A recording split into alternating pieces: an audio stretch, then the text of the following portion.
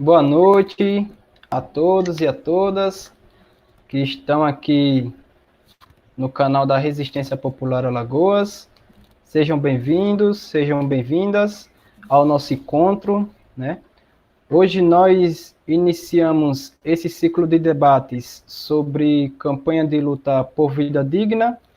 Essa é uma campanha construída nacionalmente por organizações populares, tendências de lutas libertárias, como a Resistência Popular, movimentos de organizações de base, entre outros, em muitas cidades e em muitos estados brasileiros.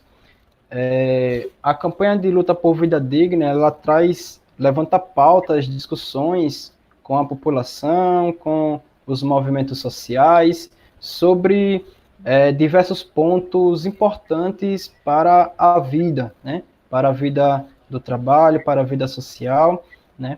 E uma delas é a questão da saúde, certo?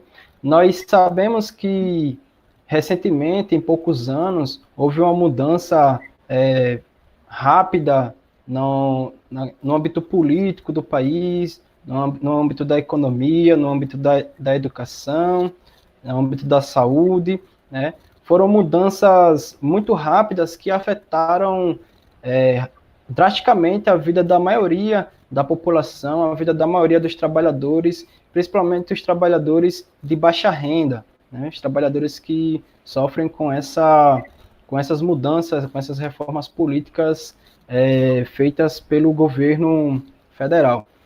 E essas mudanças, né, que flexibilizaram as leis trabalhistas, que precarizaram as condições de trabalho, né, colocaram milhões de pessoas nas ruas, desempregadas, né, elas prejudicaram muito a população brasileira, a sociedade alagoana, e, de maneira geral, ela tem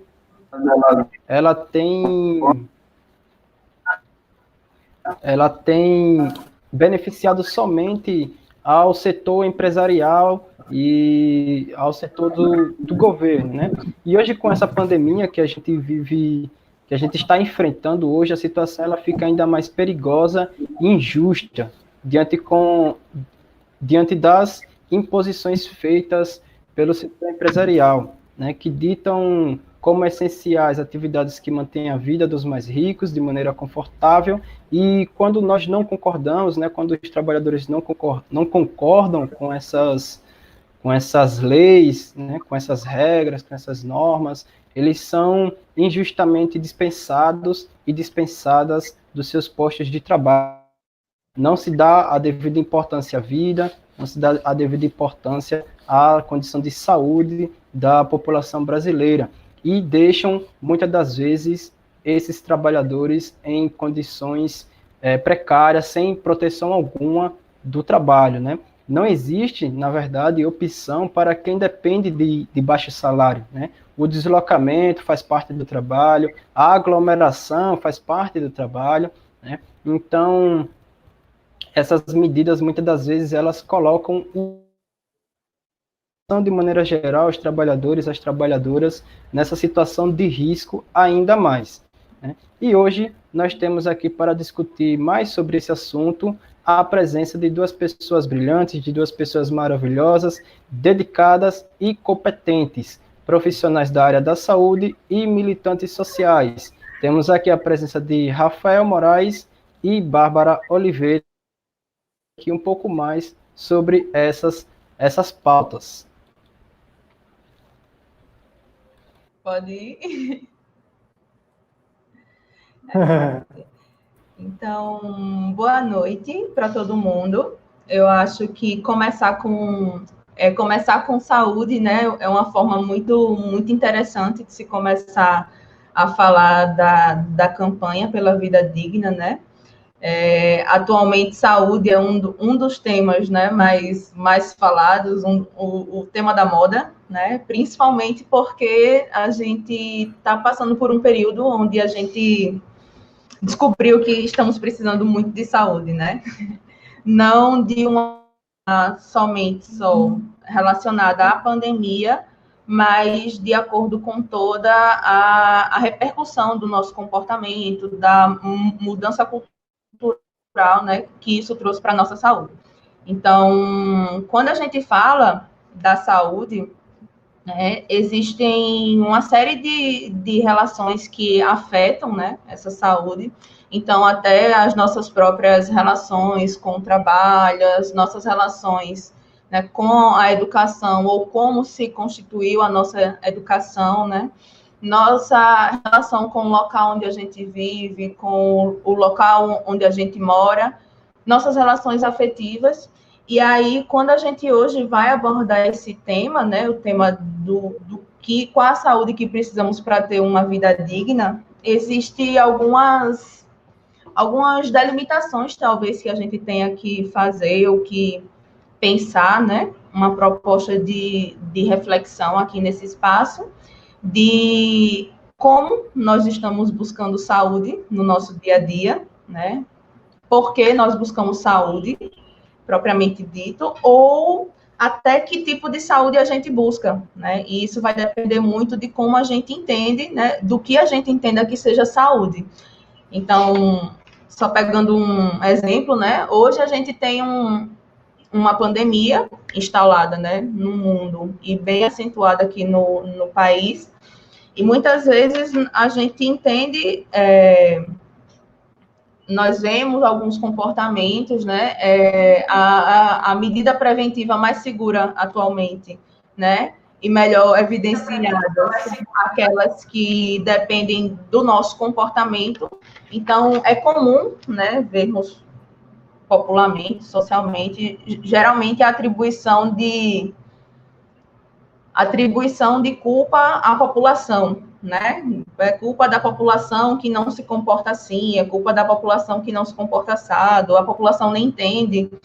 E acontece que atualmente a gente está fazendo disso um obstáculo, né? Quando, na verdade, a gente pode pensar nisso não como um obstáculo para o cuidado, e sim, essencialmente, como o próprio cuidado que está sendo necessitado, né? Nesse contexto. E aí a gente pode pensar, basicamente dito, como está organizado o nosso sistema de saúde. Quando começou a pandemia também era muito, muito comum a gente se referir, né, a como nossa grande vantagem seria o nosso sistema de saúde público. Mas que eu creio que ao longo do debate também, o Rafa também, temos uma proposta de refletir como esse sistema ele tem sido sucateado, né? E como realmente as pessoas que precisam dele continuam precisando dele, mesmo num contexto onde ele é público, né? E aí a gente vai caminhando por aí, Rafa. Você quer pegar agora?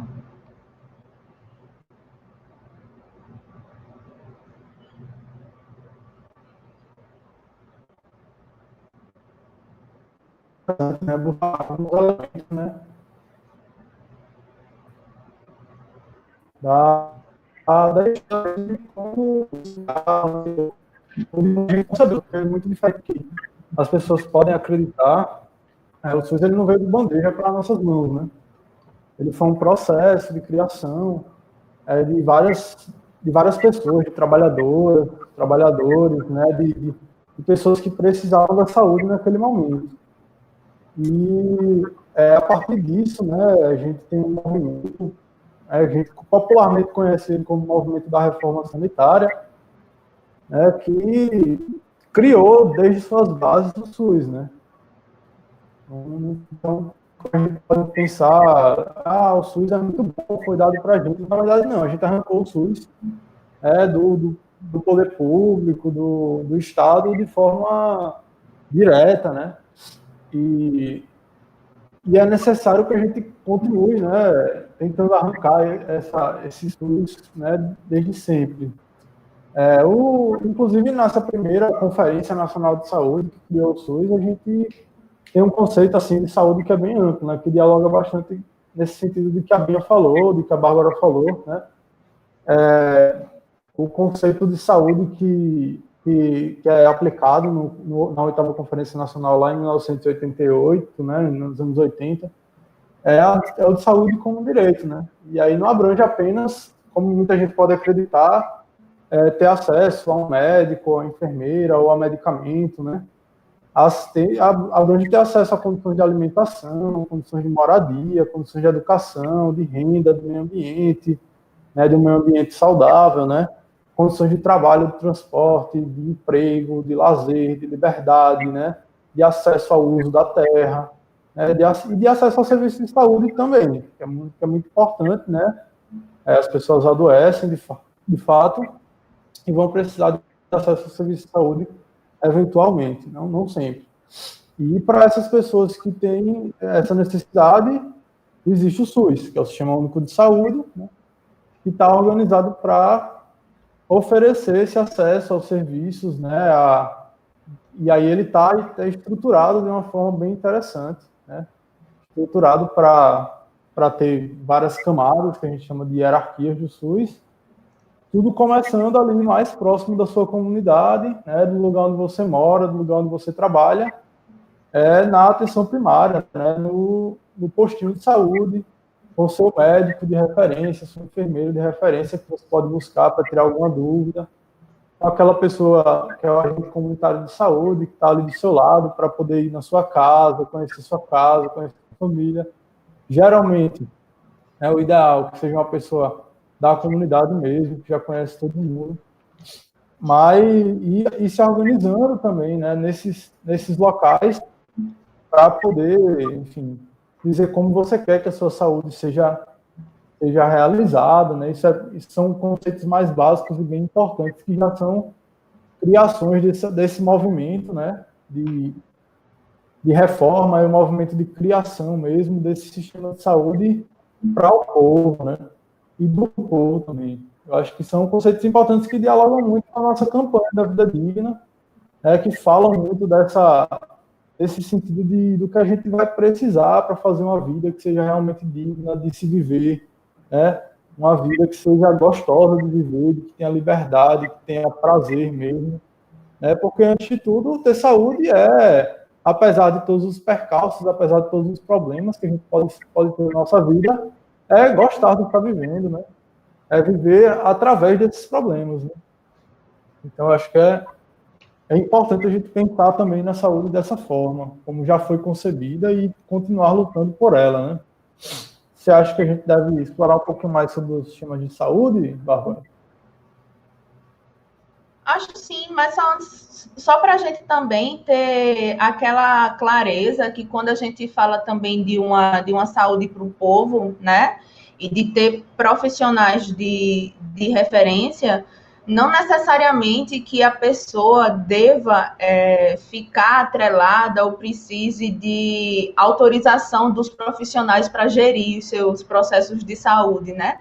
A proposta é que a gente trabalhe também de uma forma acessível, né? Que a gente possa orientar aquela pessoa em relação ao corpo, em relação aos seus processos de vida, que a gente possa também levar em consideração quais são os determinantes culturais, econômicos, a forma como aquela pessoa foi educada, né? A forma como a saúde é entendida no meio familiar da pessoa, e que a gente possa fazer disso, né, um meio da gente antever problemas, né? Porque muitas vezes a gente pensa saúde como se fosse a gente estar 100% de boa, sem problema nenhum na vida, e sem problema nenhum de saúde, sem doença, sem precisar tomar remédio controlado, né? E, assim, pode existir saúde mesmo que a gente tome remédio controlado, né, por exemplo, e também pode existir um ou outro indicativo de doença num corpo saudável, né? Então, a gente pode levar em consideração que a saúde e doença, elas cabem dentro do mesmo processo, e que, na verdade, a nossa função é fazer a mediação, né, para que essa pessoa ela possa gozar de autonomia para decidir sobre a saúde dela.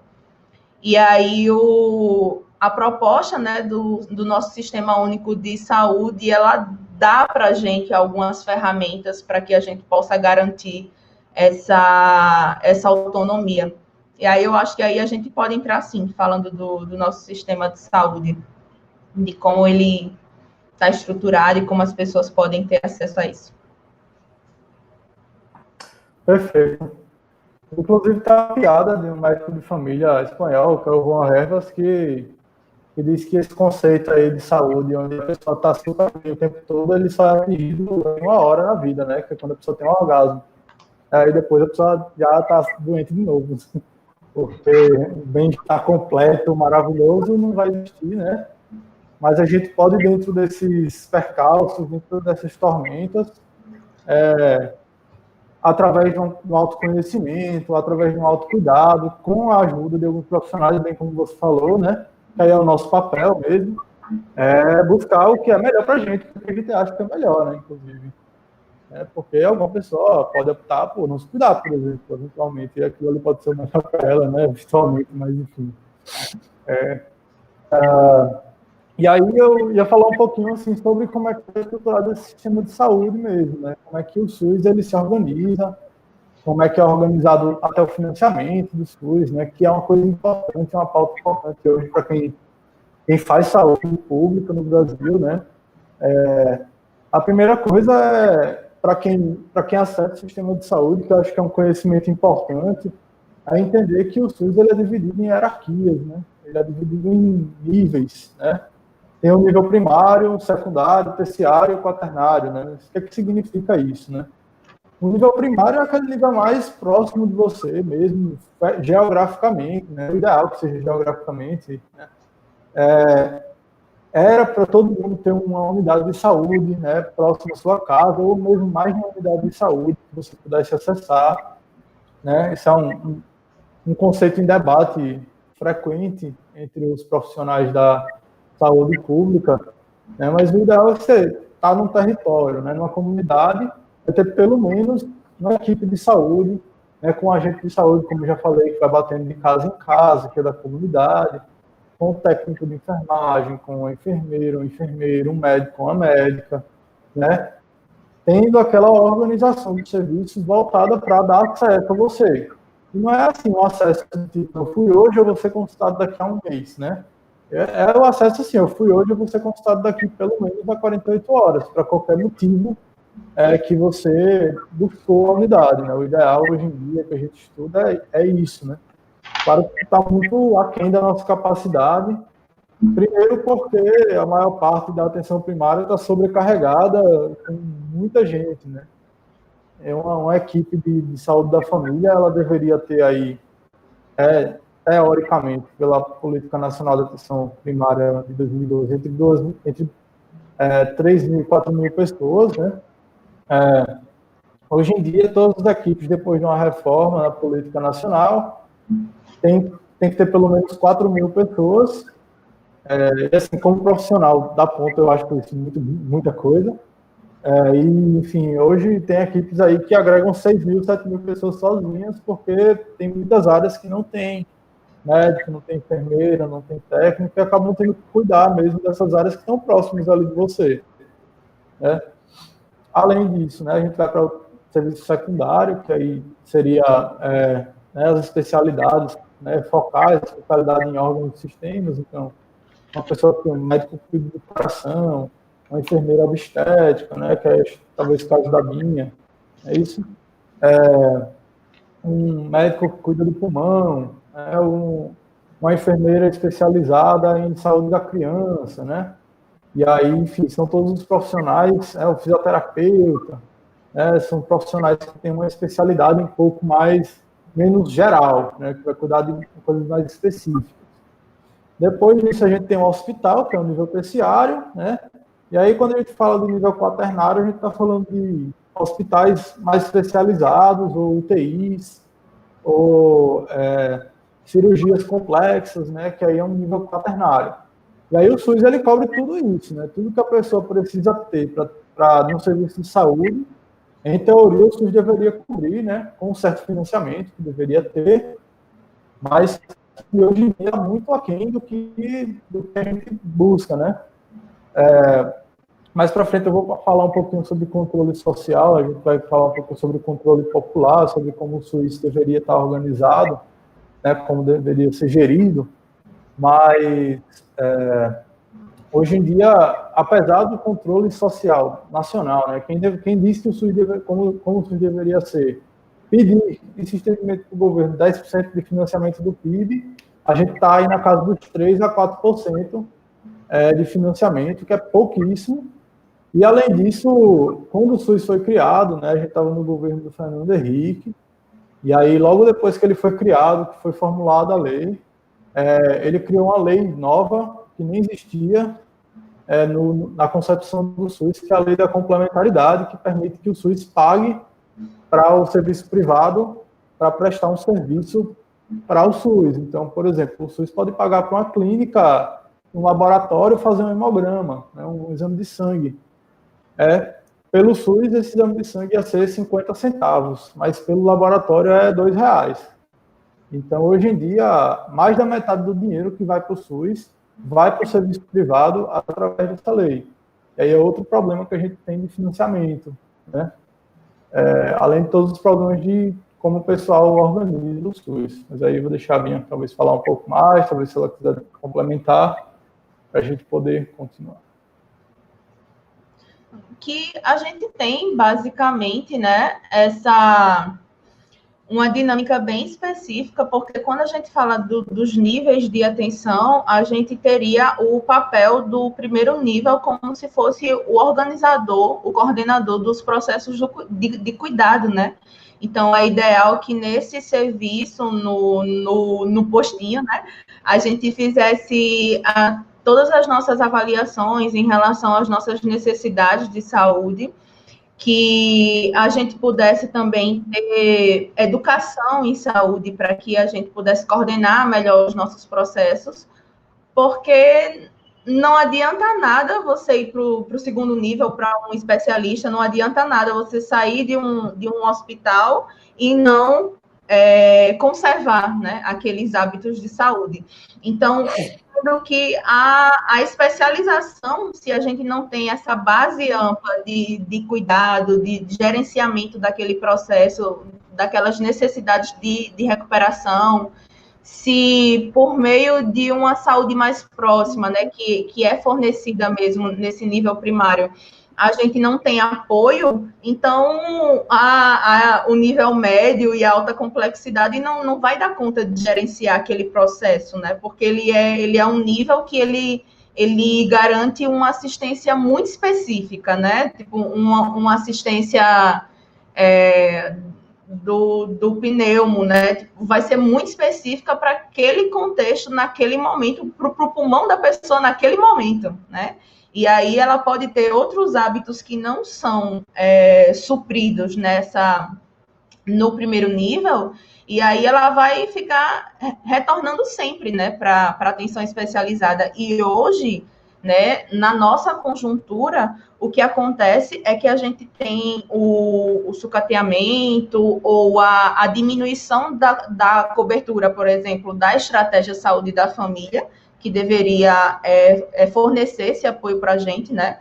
Na nossa capital, eu acho que em números o Rafa pode precisar, mas a gente está muito menos, né, do que a nossa necessidade de saúde, e aí a gente acaba pagando do serviço público para que o serviço suplementar, que é o serviço privado, dê conta. Só que a maioria das pessoas, né, que a gente tem hoje em dia no nosso contexto da capital, ou enfim, ou do interior também, que precisa se deslocar para a capital, não tem condições de ter esse acesso direto por meio do plano, né?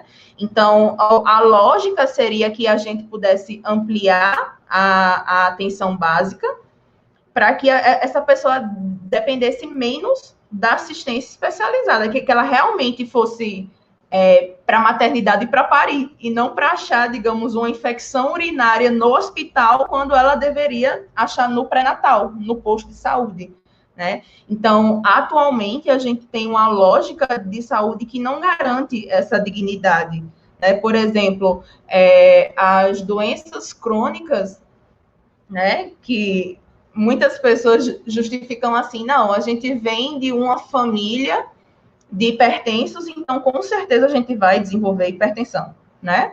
Quando, na verdade, não é só aquele fator genético, como também a manutenção dos hábitos, a manutenção daquele entendimento de que a gente pode comer daquela forma.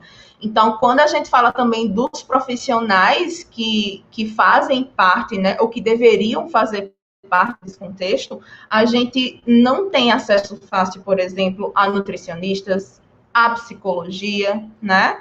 A gente tem que fazer consultas à assistência social de uma forma muito genuína dentro da atenção básica. A gente não tem aquele profissional necessariamente disponível para a gente. Então, basicamente, vai depender muito, e que não deveria ser assim, vai depender muito do perfil do profissional que está atendendo naquele contexto, fazer com que as necessidades, né, de saúde, de nutrição, as necessidades em saúde mental, né? Hoje em dia, para a gente ter acesso à psicoterapia, por exemplo, e a outros recursos pelo SUS, basicamente a gente tem que desenvolver alguma síndrome, algum tipo de sofrimento mental para que a gente possa ter acesso, né? Então, a gente investe pouquíssimo em saúde preventiva. A gente só consegue ter acesso à nutrição quando a gente já está também com alguma hipertenso, diabético, né? Quando a gente vai para esse nível. E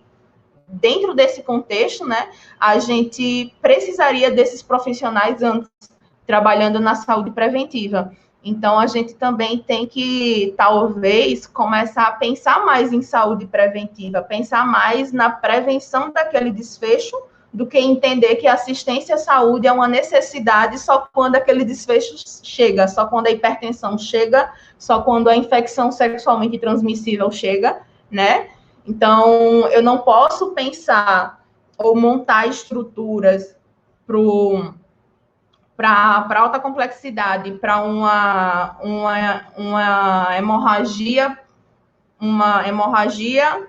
em virtude de um aborto clandestino, quando eu poderia estar pensando em temas como a legalização do aborto, como investimento em educação sexual, quando eu poderia estar levando para a população, né, de risco, ou a população que mais se expõe a esse evento, né, do sexo desprotegido, enfim, ou que pode engravidar, para as mulheres em idade fértil, basicamente esse direito, porque, na verdade, é um direito que a gente tem, né? O nosso direito não é ter acesso a um hospital bonito, a uma clínica chique, paga com o dinheiro do SUS, né? O nosso direito, dentro de tudo que a gente paga, é ter acesso a isso de forma gratuita, porque nós já pagamos por isso, né? E nós não precisamos pagar 2 vezes.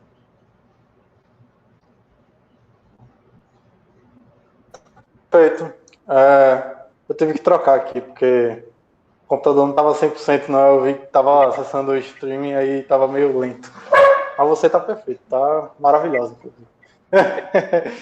Então, eu acho massa assim, essa ideia de ter uma saúde bem mais comunitária, né? Eu sou da atenção primária, né?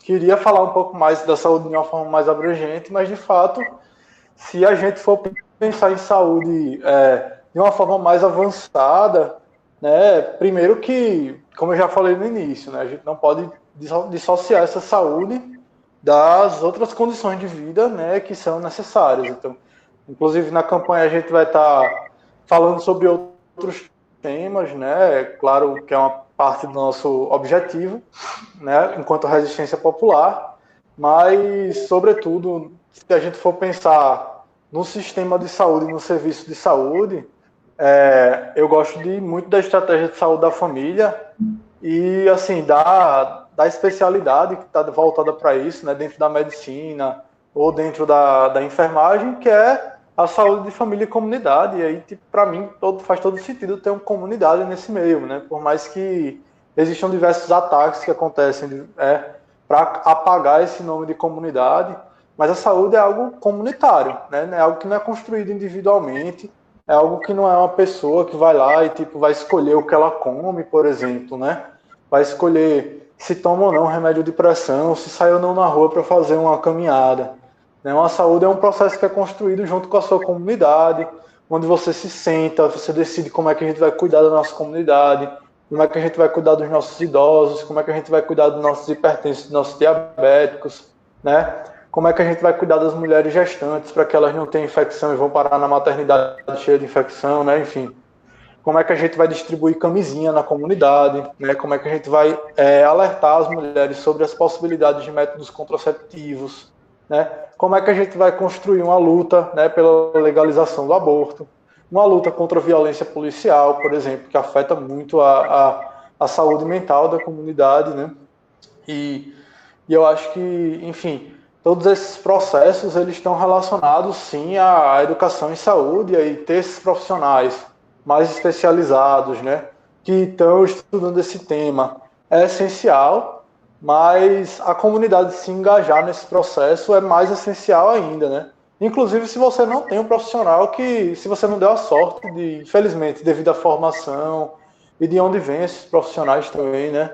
Você não deu a sorte de ter um profissional que, tipo, estimule isso na sua comunidade, é importante que você vá atrás de juntar as pessoas da sua comunidade para discutir isso, né? Afinal, isso é parte integrante e essencial da sua vida.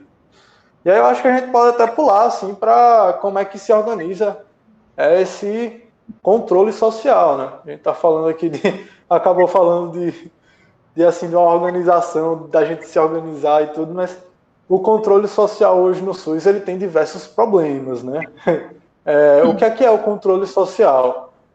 É uma forma que o SUS criou, né? E aí, lembrando desse processo, né? Tipo, o pessoal foi lá, se organizou, lutou para que o SUS existisse e o SUS começou a existir.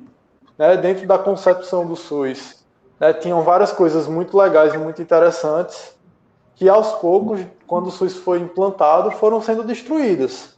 Né? O controle social é uma dessas coisas super interessantes e legais que nunca foi implementada. Né? Porque o controle social começa com um conselho local, onde se junta pessoas da sua comunidade, né, os profissionais que trabalham na sua comunidade. E aí, infelizmente, né, eu falo infelizmente porque a maioria das relações que existem entre os gestores e os profissionais e os usuários são péssimas. Eles também os gestores da unidade, né, que em geral são pessoas ligadas enfim, à gestão municipal, né, da Secretaria Municipal de Saúde, ou, enfim, do Executivo, né? E aí, o que acontece? A gente vai decidir ali, naquele microespaço, naquele espaço pequenininho, como é que vai funcionar a unidade, né? Que horas abre, que horas fecha a unidade, qual a melhor hora para abrir e fechar para aquela comunidade, né? Que horas que a gente vai atender gestante, que horas que a gente vai atender idoso, né? Se vai ter horário marcado, se não vai ter horário marcado, se você vai chegar lá e vai ter uma ficha para você, se você vai chegar lá e marcar a sua hora, né? Que horas a farmácia é melhor de funcionar, se dá para a farmácia parar de funcionar alguma hora para ir para a horta da comunidade para poder fazer alguma coisa na horta, para fazer alguma educação relacionada aos medicamentos, por exemplo. Enfim, tem uma série de possibilidades que aí depende da criatividade de cada espaço, de cada comunidade para fazer isso, né? Só lembrando só um detalhezinho, porque a Bárbara falou um pouquinho sobre a questão de onde é que a gente tem atenção primária aqui, né? A gente tem dois locais principais que a gente está falando aqui, que Maceió e Arapiraca, né? Que aí Luiz é de Arapiraca, a gente é de Maceió. Maceió hoje em dia, né? Vamos calcular, tem 100% das pessoas de Maceió, tá certo? Em teoria, né, 20% tem um plano de saúde, então acesso à saúde suplementar, mas na verdade não é assim, né? Todo mundo acessa o SUS, e mesmo nesses 20% tem uma porcentagem grande, né, de uns 10 a 15%, que acessa o plano, mas acessa também o SUS, né, quando precisa. Mas vamos considerar nessa conta, né, que é feita aí de alguma forma, 80% da população de Maceió, né? Ou de qualquer espaço do Brasil, na verdade, porque essa é a realidade mais ou menos no Brasil, né? Claro, com as suas especificidades. Desses 80% que acessam exclusivamente o SUS, que só tem o SUS como seu plano de saúde, né? Aqui em Maceió, né, só 25% da população tem acesso a uma unidade de saúde. né? A tática que o Marcel utilizou para poder resolver isso criou um monte de UPA, né? Que hoje em dia está na mão de empresas que ganham uma grana grande, para poder você ir lá na UPA, ser medicado e voltar para casa. Mas aí, como a gente estava falando, você não vai ter a possibilidade de ter um médico que vai te ajudar a construir esse processo da tua saúde, uma enfermeira que vai te ajudar a construir esse processo da tua saúde, um agente que vai na tua casa saber como é que você está, te dar alguma informação que você queira saber sobre a unidade, sobre alguma questão de saúde também, né? Assim, é todo um leque de problemas que existem quando você não tem uma unidade de saúde perto da sua casa.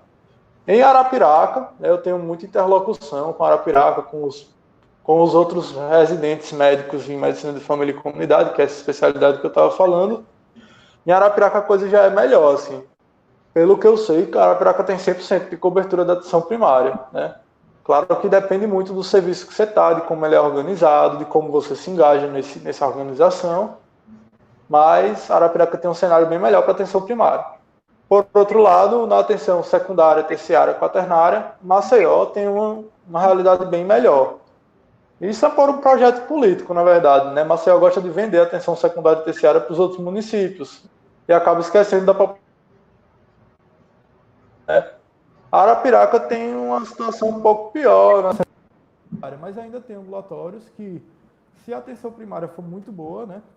Se esse nível mais próximo da sua casa, na comunidade, for muito boa, vai garantir que não vai precisar tanto da atenção secundária, terciária, quaternária, enfim. Acho que isso é uma coisa bem importante.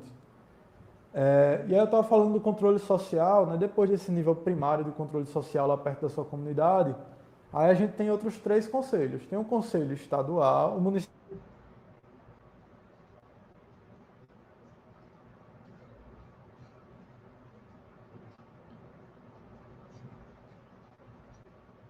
estadual e cria uma forma de organizar a saúde no município, no estado, né? Estado com E minúsculo, né? O estado de Alagoas, o estado de Pernambuco, né? Para poder dizer como é que a população acredita que seja melhor fazer a saúde lá, mas aí o estado e o município não precisam fazer nada daquilo, eles podem pegar aquele papelzinho lá e jogar no lixo. O nacional não. Ele tem uma função de deliberação, assim. Em teoria, tudo que ele delibera deveria ser cumprido, mas é solenemente ignorado, assim.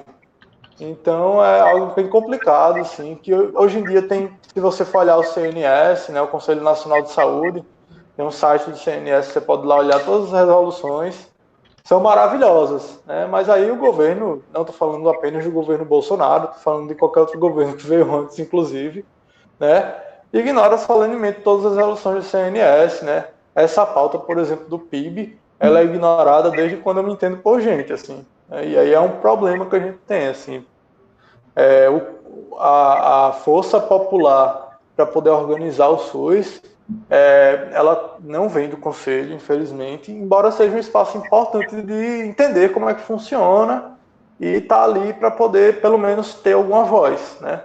Mas aí a proposta da gente, obviamente, que é ter uma força popular muito maior, né? Muito maior, muito mais ampla, muito mais dura, inclusive, assim, para poder cobrar mesmo algumas coisas. Porque hoje, quando a gente fala dessa cobrança e dessa regulação, que seria a função também, né? A função da regulação, não só de... como se esse controle social, ele levasse, na verdade, as necessidades da população para esses gestores, mas que ele também pudesse cobrar, né, o atendimento dessas necessidades. E isso acontece porque hoje a gente traça, para a gente pensar em atuação em saúde, né, como você falou dessa relação aí das UPAs, né, em Maceió, por exemplo, hoje a gente traça a política de saúde pensando em doença, né? A gente traça a política de saúde pensando no que quais são as doenças que a gente tem para dar conta, quando, na verdade, a gente poderia pensar em quais são as necessidades daquela comunidade e como eu trabalho para não chegar nessa doença, né? E aí, quando eu chego nesse serviço no setor, né, no terceiro setor, por exemplo, né, na alta complexidade, a gente vai ter uma realidade também que ela é bem dispare, assim, entre, né, o que é que a saúde suplementar vende, o que é que o plano vende para as pessoas que pagam o plano, o que é que o plano vende para o SUS, que também paga o plano, né? E aí a gente vai ter também, mais uma vez, uma pessoa, porque a gente não pode somente lidar com doenças ou questões de saúde, né? A gente vai ter novamente uma pessoa que vai entrar no serviço, ela vai sair do serviço com necessidades de saúde que também não estão sendo cumpridas, né? E aí, dentro desse contexto, por exemplo, da pandemia, propriamente dito, é muito interessante, assim, eu ia dizer legal, mas não é nada legal, mas é muito interessante a gente ver como a gente tem pensado, né, na saúde, a gente está pensando em vacina, a gente está pensando em isolamento social, né?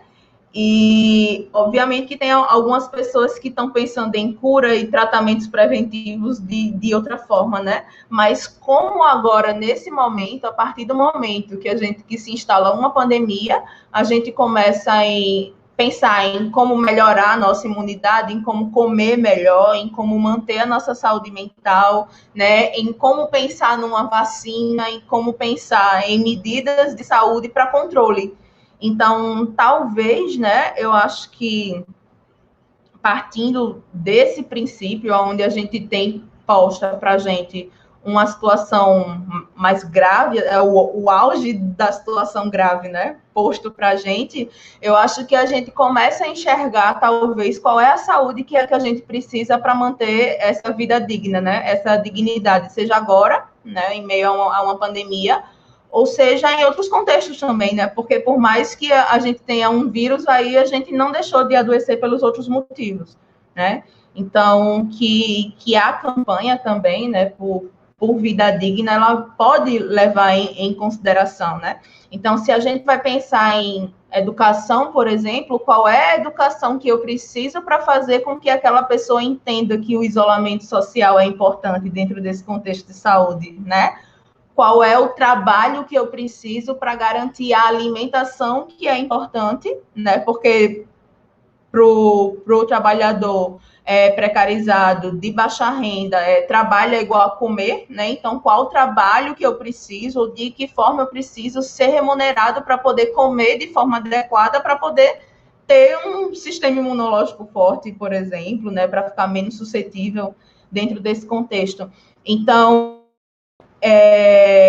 a forma como manter isolamento social numa casa de 2 cômodos, sendo um deles o banheiro e o outro é o resto da casa, como manter isolamento social, como manter essa dignidade dentro desses outros contextos, né? Então, a gente começa a entender que sem educação, sem um salário digno, sem uma remuneração digna, sem um trabalho que não seja precarizado, a gente morre, né? Não só dentro do contexto da pandemia, mas aí a gente começa a ver essa interlocução mesmo da saúde com as outras áreas. Então, é muito importante a gente partir também, né, desse pressuposto. Quando a gente fala agora que a melhor, uma das grandes medidas que a gente tem para conter essa situação de saúde é a defesa do SUS, do nosso Sistema Único de Saúde, né? A gente não está falando só de saúde, a gente está falando de um direito, a gente está falando de uma coisa que vai manter a nossa vida, né, de uma forma mais digna. Então, a gente está falando de várias outras áreas que eu acho que os nossos companheiros vão trazer aí ao longo dessa discussão e que as pessoas também estão discutindo ao longo do Brasil, né, de renda mesmo, de acesso à vida, porque agora a gente está descobrindo que a gente não tem necessariamente tanto acesso à vida assim, né? É uma das coisas mais cruéis que eu vivo assim no meu dia a dia, né? Por exemplo, tá falando em pandemia, a gente, valoriza pra caramba a atenção primária, né? Se a pessoa tá ali do seu lado, né? Você tem um médico que pode, eu tô em teletrabalho, mas assim, todas as pessoas que na minha comunidade têm acesso ao agente pelo telefone, tem o telefone da unidade, claro, aquelas que têm telefone, né? Aquelas que não têm precisam realmente ir até a unidade ou ligar para a unidade, enfim, de um orelhão. Mas uma das coisas que eu tenho vivido com mais complexidade é esse fato, por exemplo, da moradia, né? A pessoa, por exemplo, mora numa casa que aqui onde eu trabalho, no Freitas Neto, né, são moradias populares, né? São moradias que moram 5, 6 pessoas dentro de 3 cômodos, né? Na realidade, inicialmente eram 2 cômodos e aí a galera coloca tipo, como é que chama? Uma cortina ou faz uma parede de bloco, né? Para poder dividir melhor. E aí, cara, eu digo assim, tipo, isolamento domiciliar, por exemplo, ficou uma pessoa doente na sua casa, né, com síndrome gripal, que são sintomas do coronavírus, mas também de gripe, enfim, de outras coisas, né, que a gente não identifica inicialmente o coronavírus, a gente pede para ela ficar isolada das outras pessoas de casa. Como é que você se isola dentro da sua casa, né, de 4 pessoas com 2 cômodos? É impossível. Ou você vai para fora de casa, ou você vai ter que ficar num cantinho da casa sem falar com ninguém. É impossível. Aí tem a questão do banheiro também, né? De toda vez que você usar o banheiro, você ter que limpar com água sanitária e tal. Então, pô, a galera nem tem acesso à água sanitária às vezes, saca? Apesar de ser muito barato, mas acreditem, as pessoas não têm acesso. Então, é todo um aparato, uma estrutura que a pessoa precisa para ter uma vida digna de fato e que não existe, né? Nas nossas periferias isso não existe. Né? Outra situação sobre o teste aí, que eu acho horrível esse teste rápido, que não serve para praticamente nada, né? A pessoa está há 8 dias com a doença, você não sabe se é coronavírus, aí você vai aqui em Maceió, você vai pedir para ela sair da casa dela de ônibus, para ir até um serviço de saúde e fazer o teste, né? No caminho, ou ela se contamina com coronavírus, ou ela contaminou diversas outras pessoas, né? E ela vai para uma unidade de saúde que está cheia de gente, que com certeza tem um monte de gente lá que tem coronavírus, vai pegar, né? Então, assim, infelizmente, pela falta de uma estrutura governamental também, né? Porque, enfim, isso é uma responsabilidade do Ministério da Saúde, que está totalmente irresponsável nessa pandemia, né? Por uma falta de organização municipal, mas aí tem todas as questões de, por exemplo, o município não consegue se organizar sem dinheiro também, né? E o SUS não tem repasse, né? Apesar de que eu acho que o município poderia se organizar muito melhor. Então, assim, tipo, isso acontece e aí são situações horríveis que a gente vive, né? Além de que, assim, eu acho que ressaltar também, por exemplo, o trabalho do campo, né, nisso. O campo tem uma importância fundamental. O MST mesmo tem um slogan do MST, né, que se o campo não planta, né, a cidade não come, né? Então, se não me engano, é isso, né?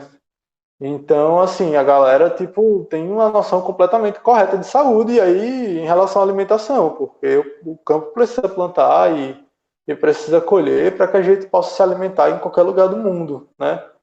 Então, a gente precisa valorizar o trabalho dos pequenos agricultores, né? São eles que alimentam a gente. Valorizar o trabalho das organizações aí, enfim, que estão próximas à comunidade, né? A gente na Resistência fez a situação dos lavatórios populares, distribuiu pela Zona Sul, né, para poder a galera lavar a mão na rua, porque você vê, não tem banheiro público em Maceió. Então, como é que não tem banheiro público, né? Lugar para lavar a mão, para ir no banheiro, pô, não existe. Um conceito de cidade bem excludente, assim, que a gente precisa realmente revisar, discutir, né, que vai muito além do serviço de saúde, né? E aí, especificamente também sobre o serviço de saúde, tem uma série de coisas que o SUS deveria garantir que também estão aquém, né? Fazer um exame do SUS, você demora muito, né? Para ter um remédio de pressão, às vezes falta na unidade de saúde, né? Na minha unidade de saúde, por exemplo, tem um remédio de pressão que quem toma vai saber que é a losartana, que não tem, na verdade, né? Falta direto.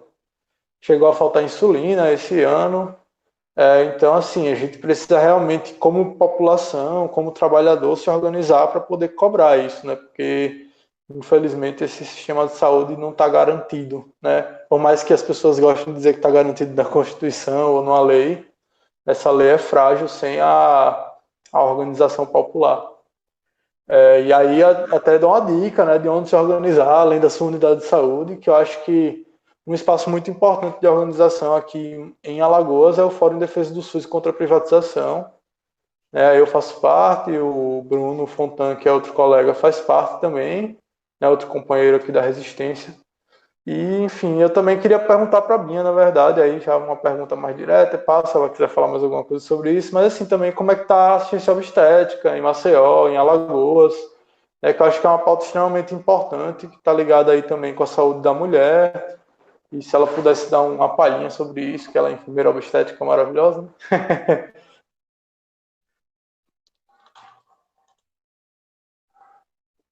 Ah, nossa, olha, a Melka mandou, se o campo não planta, a cidade não janta, né? Com agora, dentro desse contexto que a gente está vivendo, a gente tem o agravamento de problemas antigos, né?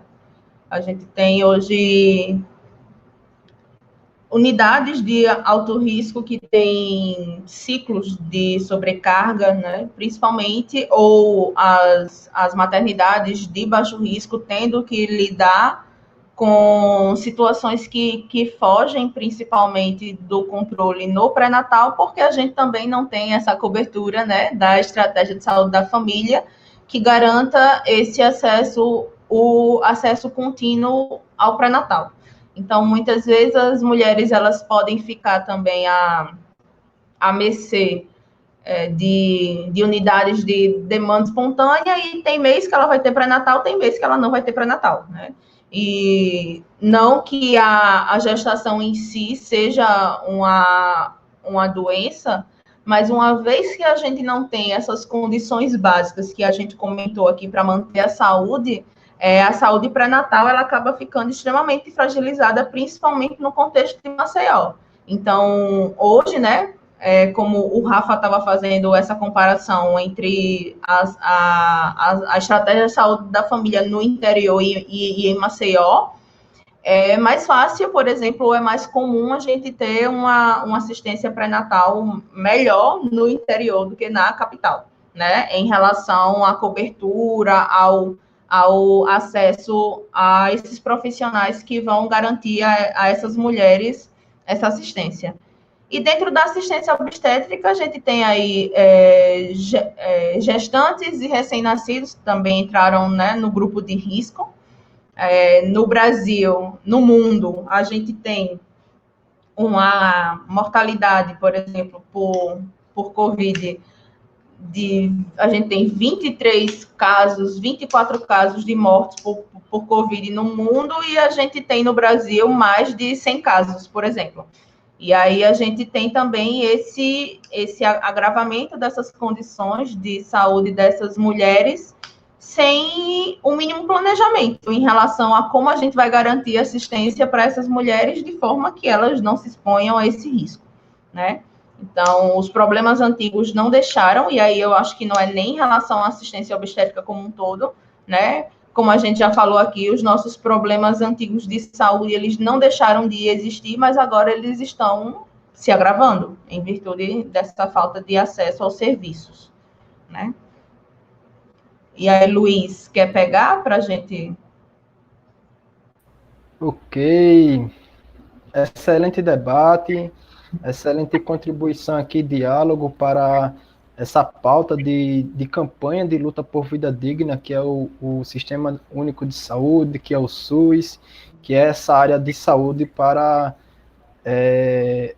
a necessidade da vida humana, né? Para a gente ter um melhor atendimento e termos aí um acompanhamento digno sobre a nossa saúde, sobre como a gente vive em sociedade, vive com as nossas famílias, principalmente diante dessa crise sanitária, essa crise de pandemia que estamos passando. Então, agora um momento assim, nós estamos caminhando para um processo final aqui desse primeiro momento de ciclo de debates online, né, que é uma atividade que já aconteceu em outros momentos pela resistência popular, né, em momentos presenciais, certamente, e que agora a gente dá continuidade aqui nesse momento de pandemia, de isolamento social, né, nós estamos dando continuidade através das redes sociais e com a participação aqui, no caso do pessoal aqui no chat e no YouTube. E vamos também, queremos informar aqui que nós vamos dar continuidade a esse ciclo de debate, trazendo aqui outras pautas levantadas por essa campanha de luta por vida digna. E quem quiser conhecer um pouco mais, quem ainda não conhece, quem quiser conhecer um pouco mais sobre essa campanha de luta por vida digna, nós vamos compartilhar aqui o link do site, né, que traz mais informações sobre isso. Vamos agora destacar aqui alguns comentários do chat, né, do pessoal que está aqui no chat presente, que está participando. Vamos destacar aqui alguns comentários para poder encerrar por hoje essa transmissão e levantar, né, trazer mais reflexões e mais propostas aí para isso, certo? Temos aqui muitas pessoas presentes, muitas pessoas comentaram, Lucas Menezes, o Fábio, a Cristina, o Giovanni, o Luciano Amorim, que está aqui presente, a Maiana Soares, Samuel Rodrigues, a Melka, a Josi França, que está aqui presente também, temos ainda a Fernanda Moreira, e temos Antunes Sansão, Penedo marcando presença aqui na live também. Vamos aqui com Clay Everton, que está presente também. A Melka também está presente aqui, participando. Então, vou trazer aqui o destaque de alguns comentários para poder irmos para um momento final aqui, para encerrar essa live, beleza? Destacar aqui o comentário da Maiana Soares, que comentou o seguinte: sem dúvida alguma, o conceito de saúde é complexo e perpassa por diversas instâncias, dentre elas, economia e social. E, enquanto sanitarista, tenho consciência que o SUS é um dos melhores sistemas de saúde do mundo. Ela destaca aqui, dentre essas instâncias, esse conceito de saúde complexo, né? Dentre essas instâncias, o setor da economia, né, o setor social, e também passa por esse conceito de saúde que foi trabalhado aqui pelo Rafael, pela Bárbara, aqui durante a transmissão, durante esse debate, durante esse diálogo. E Luciano Amorim, ele comentou: importante essa discussão, Rafa, o controle social como instrumento estatal para suas diretrizes. Na educação é a mesma coisa, né? Esse fator do controle social como instrumento de controle estatal, como instrumento de manutenção, de dominação estatal. Mais dois comentários aqui, né, para a gente poder fechar. O Clay Everton, ele comentou o seguinte: eu queria que vocês, no caso Rafael e Bárbara, comentassem como está a articulação nacional da campanha por vida digna e sobre as ações da resistência popular em Alagoas diante da pandemia. E o Rafael, ele comentou: eu gostaria que vocês falassem mais sobre como o SUS foi essencial na atenção primária nessa pandemia e qual a avaliação de vocês se esse serviço fosse privatizado durante a pandemia. Quem falou foi o Luciano aí, no caso. Desculpa, perdão, é o Luciano Amorim que fez esse comentário por aqui. O Clay fez o comentário anterior sobre a questão da campanha nacional de luta por vida digna e as ações aqui da Resistência Popular Alagoas. Pergunta do Clay aqui. E o Luciano Amorim, né? Sobre como tu poderia começar respondendo essa da campanha por vida digna, Luiz? Aí a gente pode ir. Uhum. Assim, falando um pouco sobre a campanha nacional de luta por vida digna, ela vem sendo construída nacionalmente por várias tendências, várias organizações populares, vários movimentos sociais, né? Entre elas aqui a Resistência Popular, ela vem fazendo algumas ações de solidariedade nas comunidades, nas periferias, né, em alguns locais da sociedade, principalmente nessa conjuntura de pandemia. A Resistência Popular Alagoas, ela vem se solidarizando com os moradores em Maceió, por exemplo, vem se solidarizando com os moradores do Vegel, né, que tem condições de vidas um pouco precárias, né? Tem condições de vida precárias, muitos trabalhadores desempregados, muitos trabalhadores de baixa renda, né? E com isso não tem, às vezes, estão vulneráveis também, né? Com essa obrigação de ter que trabalhar para sobreviver, como já foi discutido aqui, de se colocar em risco nessa crise de pandemia, de se colocar em risco pela necessidade de manter ali a sua sobrevivência, de tentar manter ali uma vida digna.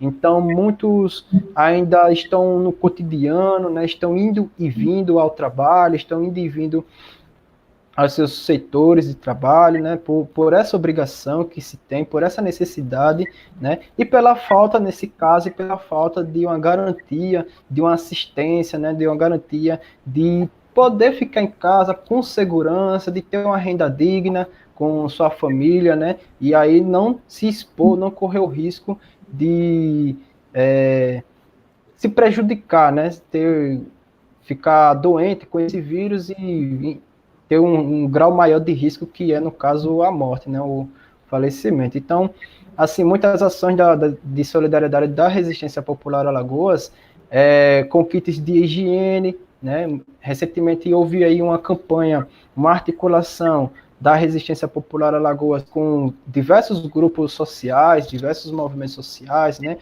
grupos comunitários, que vêm coletando, né, vem pegando muitos materiais para transformar eles em kits de higiene, com sabões, né, e colocar em pontos estratégicos, né, dessas comunidades, em praças públicas, em pontos de ônibus, né, com a maneira de ajudar essas pessoas um pouco, né, para no cotidiano ali poder higienizar suas mãos, pelo menos, né. Sabemos que isso daí é um mínimo, né, que se faz, mas, no entanto, é uma ação grandiosa pelo seu caráter, pela sua simbologia, pela sua intenção de levantar ali reflexões, discussões sobre uma vida digna, né?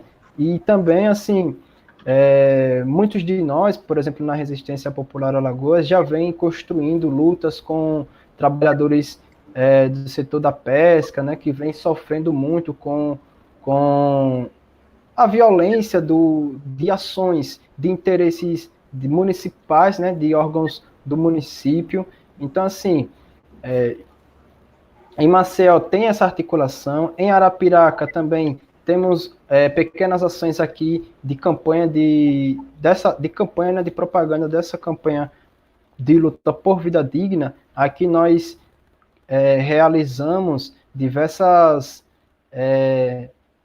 colagens de cartazes pelas ruas, pelos bairros, levantando essa discussão, né? E essas são algumas dessas campanhas. Em outros estados, em outros estados dos países onde se constrói essa campanha, muitos movimentos, muitas organizações vêm, por exemplo, ajudando os trabalhadores, os motoboys, né? As guilboys, ou as guilboys não, as motoguils, na verdade, para quando houve recentemente, né, a greve dos trabalhadores de aplicativos, por exemplo, houve essa greve, essa paralisação dos trabalhadores de aplicativo. Então, muitas organizações populares, muitos movimentos sociais, eles acabaram se solidarizando também e apoiando essa paralisação, essa greve.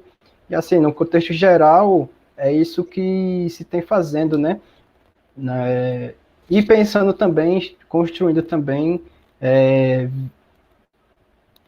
visualizando, na verdade, né, ações para quando nós pudermos ter um contato mais presencial, assim, de maneira a construir esse debate, construir essa reflexão e pensar em ações, assim, para a população, de maneira que se desenvolva essa luta, né, se desenvolva essa garantia por uma vida digna mesmo, por segurança, né, por uma renda digna para as pessoas, né, na sociedade.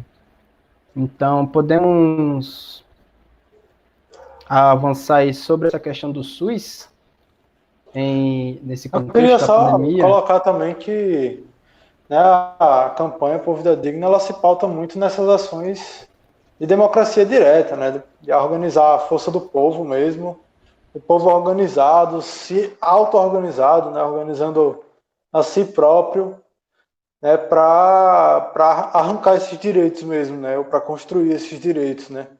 Então são sobretudo ações de ação direta do povo, como é a questão dos lavatórios populares, né, ou mesmo, né, lutas mais avançadas que vão trazer a gente realmente esses direitos, né. Eu posso começar sobre essa questão do... Eu acredito até que seja mais assim minha área, mas enfim, claro que a Bárbara pode. Ele perguntou, o Luciano perguntou que ele falasse como o SUS foi como o SUS foi essencial na atenção primária nessa pandemia, né? Qual a avaliação de vocês se esse serviço fosse privatizado durante a pandemia, né? Eu acho, bom, já falei um pouquinho, né? E aí, a atenção primária é o lugar onde está mais próximo de você. Então, como a atenção primária se organizou, né? Hoje em dia, a atenção primária tem se organizado garantindo, por exemplo, um atendimento de telesaúde, né? A gente está tentando agilizar isso em vários lugares, mas foi até criada uma plataforma específica para isso, para que a gente possa ter sem que as pessoas saiam de casa, já que o isolamento social hoje em dia é a única medida que a gente tem para evitar o contágio, né?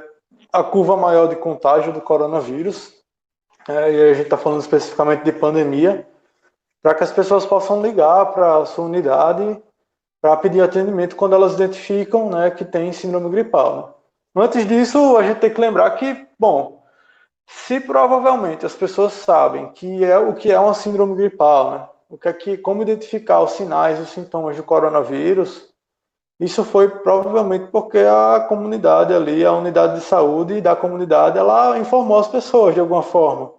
Seja através dos agentes de saúde, seja através de alguma educação de saúde, algum panfleto que foi distribuído, essas pessoas ficaram sabendo dos sinais de como identificar o coronavírus através disso.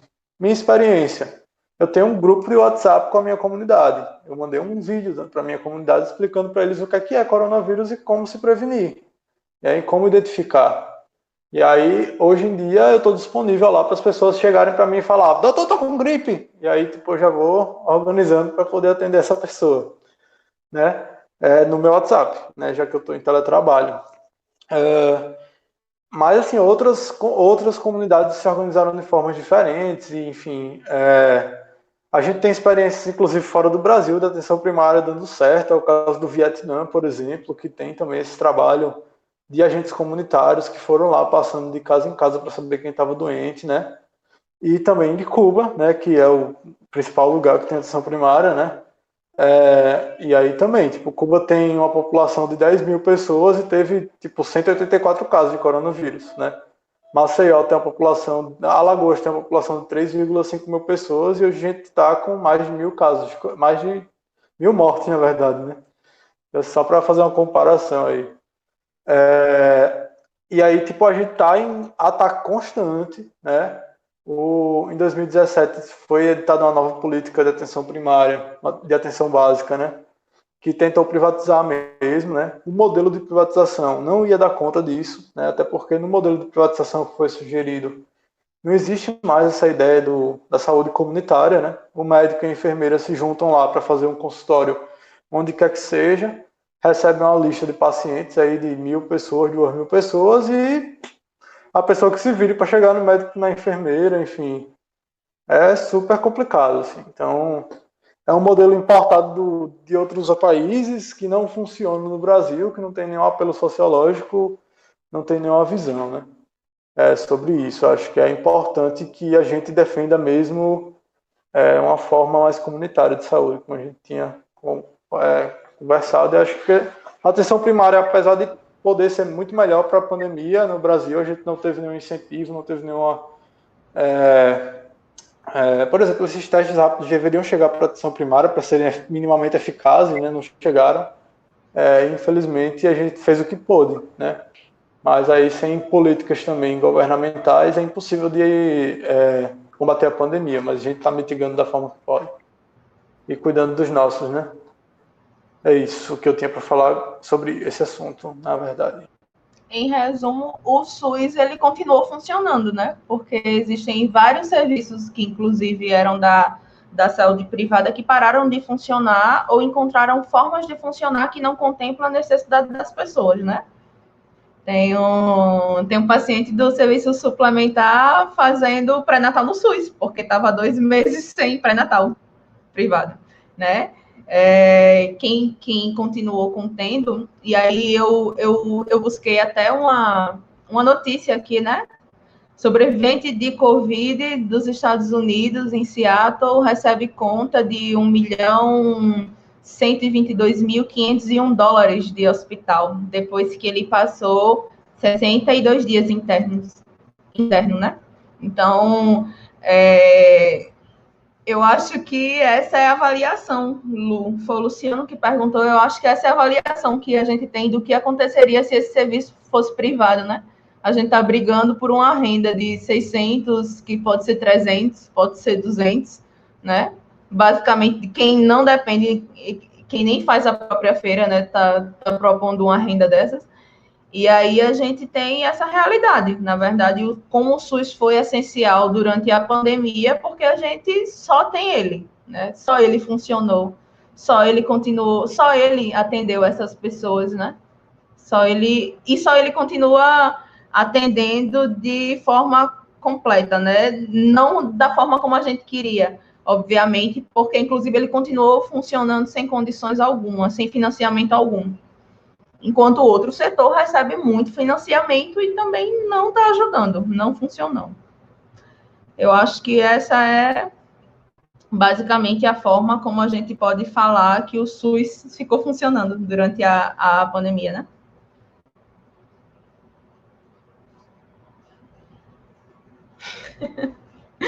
Foram organizadas diversas formas alternativas, né? Estou falando aqui especificamente da atenção primária, mas, enfim, a galera se organizou da forma como pôde, né? A gente não foge da raia, né, no SUS.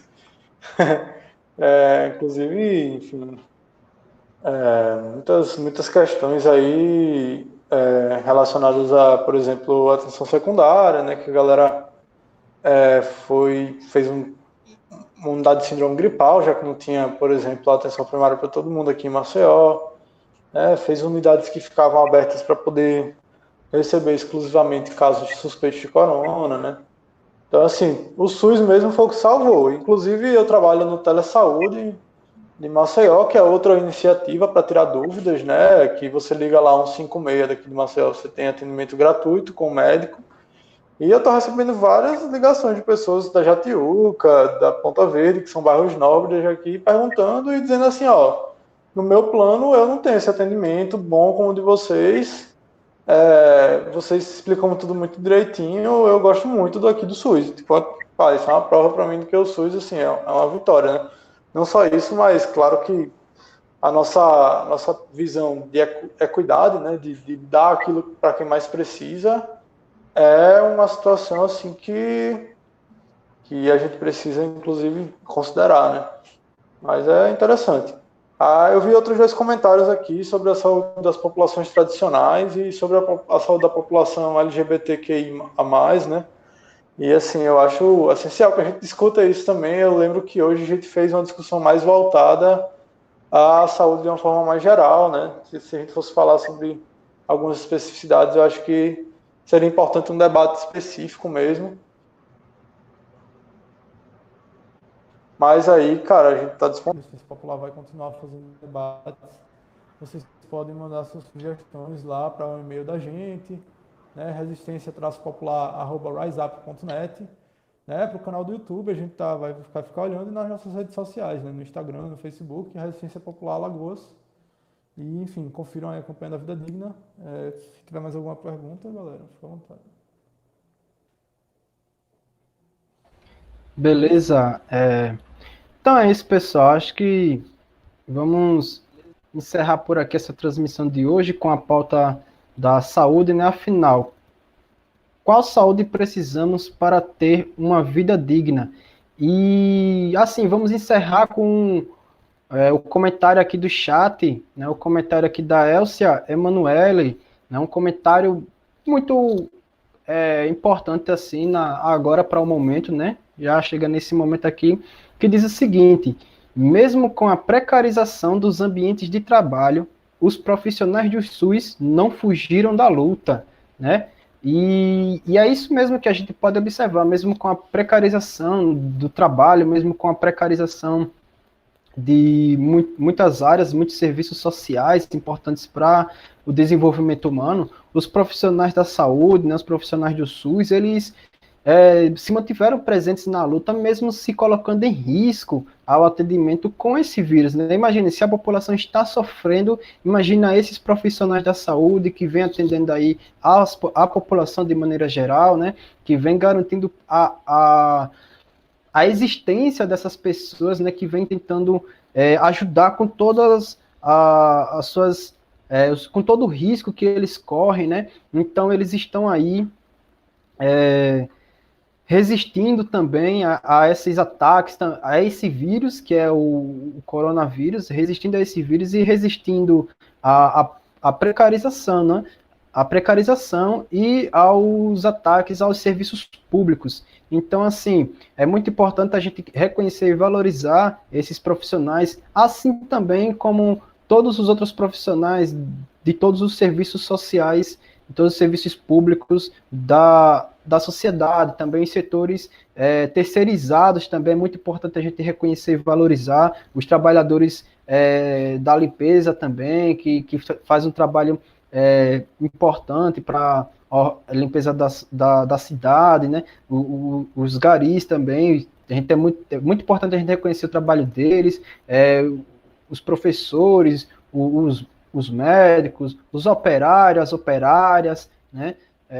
Enfim, todos os trabalhadores, né? A gente poder reconhecer eles e poder garantir a esses trabalhadores condições de vida humanas, né? Poder garantir a nós mesmos a emancipação do trabalho, um trabalho sem exploração, um trabalho sem coerção, um trabalho sem precarização, né? E garantir também a segurança de você poder viver com dignidade, com sua família, com seus amigos, de poder ter momentos de lazer também, certo? Então, a luta, né, que se levanta com essa campanha pela vida digna, ela é uma luta cotidiana, né, enfrentada por todos nós brasileiros, por todos nós alagoanos, de diversos lugares do país, né? Então, é muito importante que a gente conheça e faça parte dessa campanha de luta por vida digna. E um salve aí para todos vocês que estão na live, que estão assistindo, que estão aqui mandando mensagens positivas sobre essa campanha de luta por vida digna. Podemos encerrar por aqui? Podemos. Só lembrar que vai ficar disponível aí no YouTube, né? Então, quem não teve a oportunidade de assistir tudo, assistam depois, comentem, compartilhem, curtam, façam todas as coisas que todos os blogueirinhos pedem. E defenda o SUS, sempre que possível.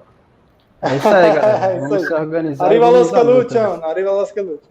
Muito obrigado a todos e uma boa noite. Boa noite.